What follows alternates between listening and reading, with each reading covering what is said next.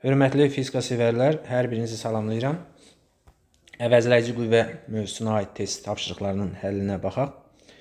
Vaxt itirmədən keçək birinci test tapşırığına.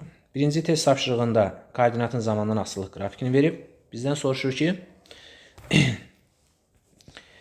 buna əsasən deyir, hansı aralıqda cisimə təsir edən qüvvələrin əvəzləyicisi sıfıra bərabərdir. Qrafiki mən burada qeyd edirəm. X-ın T-dən asılığı. T'dən asılığı. X-ın T'dən asılığı, bax, birinci hissədə, bax, bu birinci hissədir, bu ikinci hissədir, bu da üçüncü hissədir. Birinci hissə, X-ın T'dən asılığı düz mütənasibdir. X-ın S-in T'dən asılığı düz mütənasibdirsə, bərabər sürətli hərəkətdir. Bərabər sürətli hərəkətdə də əvəzləyici qüvvə sıfırdır. Üçüncü hissədə bərabər sürətli hərəkətdir. Üçüncü hissədə də, yəni üçüncü hissə X-ın əksinə, X oxunun əks istiqamətində bərabər sürətlidir. Bu da sıfırdır. Bəs ikinci hissə nədir? İkinci hissə sükunətdədir. Koordinat dəyişmirsə, cisim sükunətdədir. Bəli, sükunətdə də olanda cisimə təsir edən qüvvə, yəni əvəzləyici qüvvə sıfıra bərabərdir.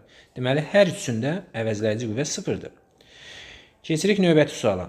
Eyni bir cisim müxtəlif hərəkət tənlikləri verilib. Bunların hansında deyir, əvəzləyici qüvvə ən böyükdür? Bilirik ki, Newtonun ikinci qanununa görə əvəzləyici qüvvə təcillə düz mütənasib asılıdır. Hansının təcili böyükdürsə, ona təsir edən əvəzləyici qüvvə də böyükdür. Buna uyğun cavab Y bəndi. Çünki burada Y bəndində təcil 12-dir. Doğru cavabımız oldu Y bəndi. Üçüncü suala fikir versək, üçüncü sualda dinamometrin göstərişi, daha doğrusu 3 dənə dinamometr verilib bizdə. Birinci dinamometrin göstərişi 3'dür. İkinci dinamometrin göstərişi 4'dür. Fikir versək üçüncüyə bu dinamometrlərin qiymətinə bərabər, yəni 3 Newton belə, ona perpendikulyar olan 4 Newton da 90 dərəcə bucaq altında yönəlib. Bunların əvəzləyicisi olar F bərabərdir. F1'in kvadratı üstəgəlisinin F2'nin kvadratı. Yəni 3'ün kvadratı üstəgəl 4'ün kvadratı, bu da eləyər 25, ondan da 5 çıxar. Deməli, cavabımız olacaq 5 C bəndi.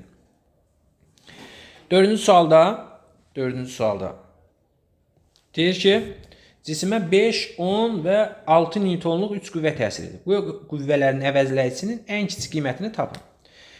Biz verilənlərə əsasən, bax, bu şəkildə cisimə tətbiq olunan qüvvələri bu şəkildə yönəldə bilərik. İkisini, yəni 8 ilə 6-nı 90 dərəcə uzaq altında yönəldərik.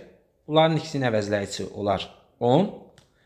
Onda üçüncü 10 Newton ki qüvvə var, onu da əks istiqamətdə yönəldərik. Bu da 10 Newton bu istiqamətdə olar.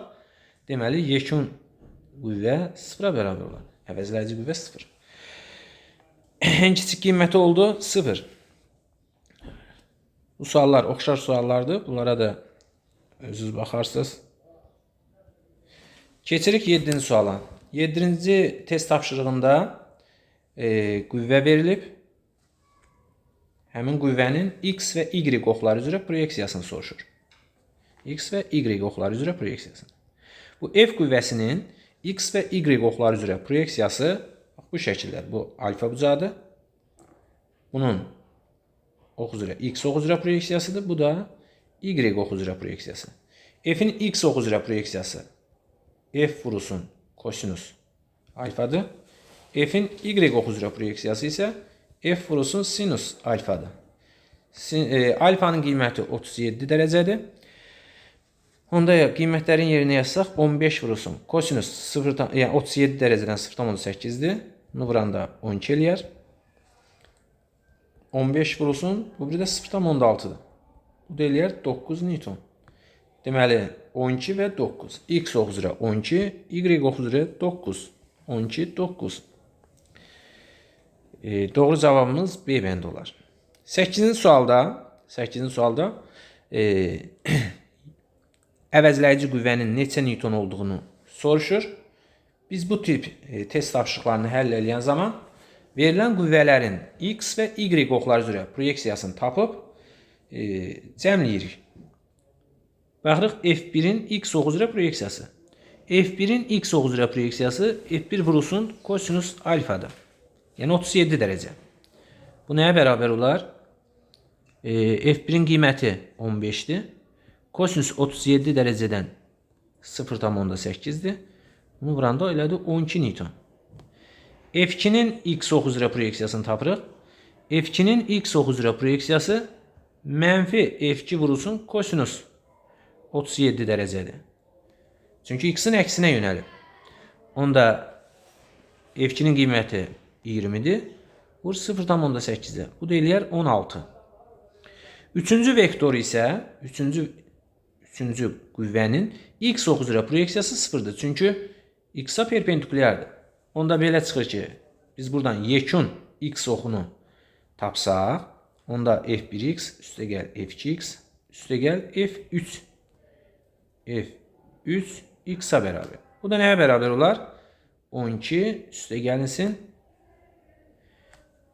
12 üstə gəlinsin mənfi 16. Bax burada f2 mənfi 16. Mənfi 16 üstə gəl 0. Bu da bərabərdir mənfi 4-ə. Deməli, x oxu üzrə proyeksiyamız mənfi 4-dür. Gəlin y oxu üzrə proyeksiyasını tapaq. Y oxu üzrə proyeksiyasını tapırıq. F1-in y oxu üzrə proyeksiyası bərabərdir. F1-in y oxu üzrə proyeksiyası F1 vurulsun sinus 37 dərəcə. Yəni sinus alfa yazıram. Bu nəyə bərabər olar? 15 vurulsun sinus 37 dərəcədən 0,6-ya bərabər. Buranda eləyir 9 Newton. F2-nin y oxu üzrə proyeksiyası. F2-nin y oxu üzrə proyeksiyası F2 vurulsun sinus yenə alfadır. 20 vurulsun 0,6. Bu da eləyər 12 Newton. Üçüncü isə F3. F3-ün y oxu üzrə proyeksiyası isə mənfi 18 olacaq. Çünki y-in tam əksinə yönəlib. Yekun F-y-də nəyə bərabər olar? F1 y üstə gəl F2 y üstə gəl F3 y. Onda bunları cəmləsək 9 üstə gəl 12 çıxılsın. Üstə gəl mənfi 18 yazıram. Başa düşəsiniz. 21 bu da eləyər 3 Newton. Əvəzləyicisi oldu 3. Deməli x oxu üzrə mənfi 4-dür. Y oxu üzrə isə 3 Newtondur. Onda əvəzləyici yekun, yəni qüvvəmiz nəyə bərabər olar? Fx-in kvadratı üstə gəl Fy-in kvadratına. Bunları yerinə yazsaq 3-ün kvadratı üstə gəl 4-ün kvadratı. Bu da eləyər 25, ondan da çıxar 5 Newton. Cavabımız olar 5 Newton.